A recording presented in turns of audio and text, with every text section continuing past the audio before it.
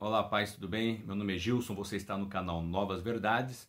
Desde já, obrigado por estar aqui assistindo os nossos vídeos, é um prazer tê-lo aqui conosco. Hoje nós vamos estar falando sobre a Bíblia de Estudo NTLH, ou seja, a nova tradução na linguagem de hoje. Eu acabei de ler esta Bíblia e resolvi fazer um vídeo falando aqui das minhas impressões que eu tive sobre esta Bíblia de estudo. Rapidamente, quero dizer que as Bíblias de estudo, o que difere uma da outra, exatamente são as notas do rodapé, os seus comentários no rodapé. Essa é a grande diferença. Existem outras, existem estudos nos finais, suplemento arqueológico e tal, mas no geral é isso. As notas, os comentários no rodapé é o que difere de uma da outra. Normalmente elas são focadas em um ponto. Muitas vezes tem, por exemplo, Bíblia apologética. Todos os seus estudos são voltados para comentários apologéticos, ou seja, concernentes à defesa da fé. Dando só um exemplo aqui. O que eu gostei aqui nessa Bíblia? Se você me perguntar logo de imediato sobre a tradução, eu vou lhe dizer, eu amei a tradução, adorei. É bem esclarecedor, vai lhe ajudar bastante a compreender frases difíceis, palavras difíceis. Você lê lá, por exemplo, na Revista e Corrigida, você, poxa, o que quer dizer isso? Aí você vem aqui para a linguagem de hoje, aí pum, aí você consegue compreender. Então, nesse sentido, vale a pena. Gostei demais da questão da linguagem, tá? Bem esclarecedora. Logo no início dela aqui, ela tem uma introdução falando um pouco da história da Bíblia, da história resumida, é claro, do povo de Israel. Tem uma introdução ao Pentateuco, uma história da geografia também ali de Israel. Então, nesse sentido, para quem está iniciando, vale a pena, é bem transparente, bem clara, fácil de entender. Então eu gostei demais das introduções. Simples, resumida, porém direta. Para quem está iniciando, nota 10. Você vai abrir bem o seu entendimento, dando um panorama geral aí, um pano de fundo geral sobre o povo de Israel, sobre o tempo bíblico, enfim. Então a introdução vale a pena. Eu li todas as introduções, legal. Só uma curiosidade, que eu falei que eu li todas as introduções, cada um tem um hábito, tá, de ler. Eu tenho um hábito de ler tudo. Eu leio todas as introduções e eu leio todas as notas do rodapé. Por incrível que você vai falar, você está de brincadeira. Sim, eu tenho o hábito de ler todas as notas do rodapé. Todas as Bíblias que eu já li, eu li todas as notas, todos os comentários, né? Então, assim, leva um bom tempo para me ler, mas eu leio tudo. E, inclusive, vou aproveitar e vou fazer sequencial aqui das Bíblias que eu já li, comentando sobre cada Bíblia. Eu creio que vai ser bem proveitoso aí para você também. Agora, as notas de rodapé da tradução na linguagem de hoje. O que eu achei? Eu vou colocar aqui já uma nota em 50% positivo, 50% negativo. Eu achei as notas de rodapé de forma muito simplista, então um tanto repetitivas. Por exemplo, tem um comentário lá de Mateus que o Senhor Jesus, na mensagem, ele está falando lá sobre que os inimigos do homem serão os da sua própria casa. Aí na nota de rodapé está lá, está dizendo assim, isso mostra que a perseguição vai aumentar para a vida daquele que quer professar a Cristo fielmente. É óbvio isso. Então é um comentário assim, né, meio repetitivo. Já está claro isso no texto bíblico. Então, nesse sentido, eu não gostei. Tem notas boas? Claro que tem. Então, por isso que eu coloquei 50%. Tem bastante referência, tem muita referência. Então, não é um explicativo. Você vai lá, você vai ver a referência, vai procurar aquele mesmo assunto em outros textos paralelos. Então, deixou a desejar as notas de rodapé, essa é a minha opinião. São boas, mas meio a meio aí, tá bom? Então, sobre a tradução eu já falei, eu gostei demais. Agora, sobre ainda a questão da tradução, eu vou dar um exemplo aqui, por exemplo, positivo e um exemplo negativo dessas notas. E eu separei os dois exemplos no Evangelho de João. Porém, tem vários desses exemplos na tradução da linguagem de hoje. Eu lendo coisas que eu observei que eu sinceramente não gostei muito, mas muda um pouco o sentido. Mas tem positivo. Então eu vou dar um exemplo positivo e um negativo, apenas isso. Um exemplo positivo, capítulo 2 do Evangelho de João, o episódio da transformação da água em vinho, ou seja, as bodas de Caná da Galileia. Vou dar um exemplo legal aqui para você entender como vale a pena você ter uma Bíblia na tradução da linguagem de hoje.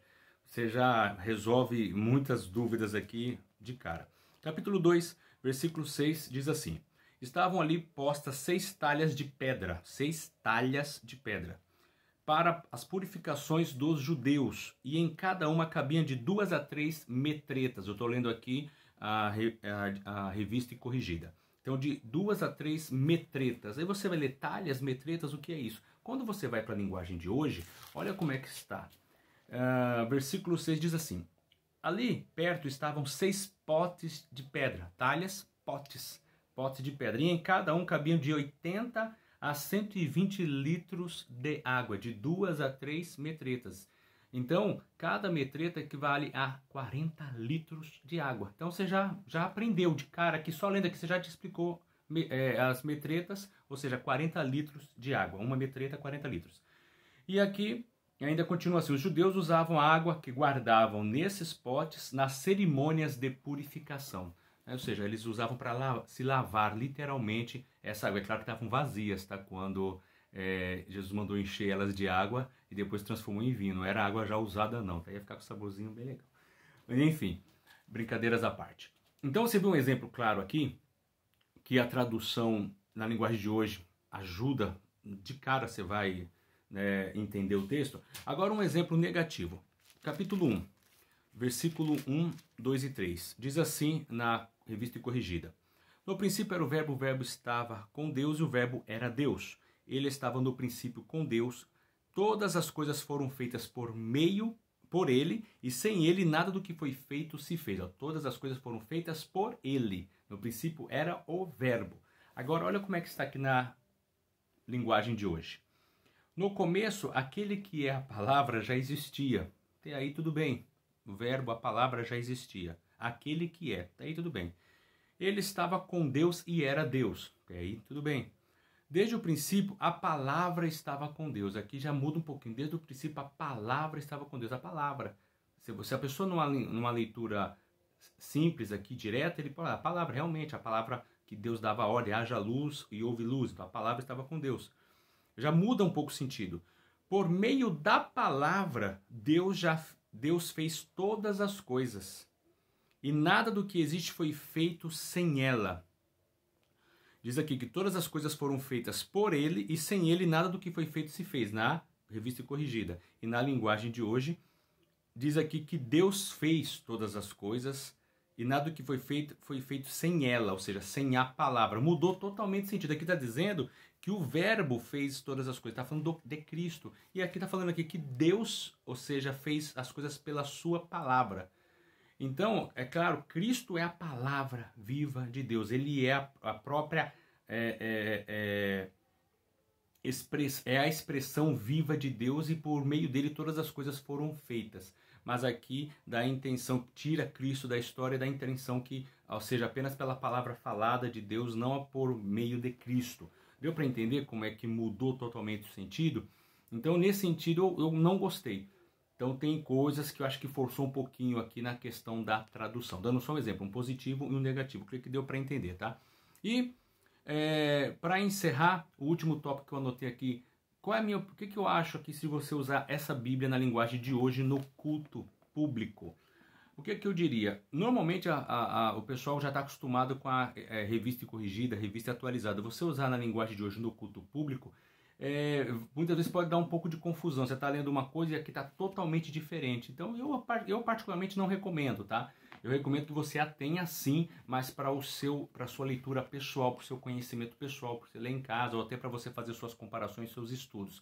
Mas para o uso comum no culto público, muitas vezes a pessoa pode se perder um pouquinho. Então eu particularmente não recomendo, tá?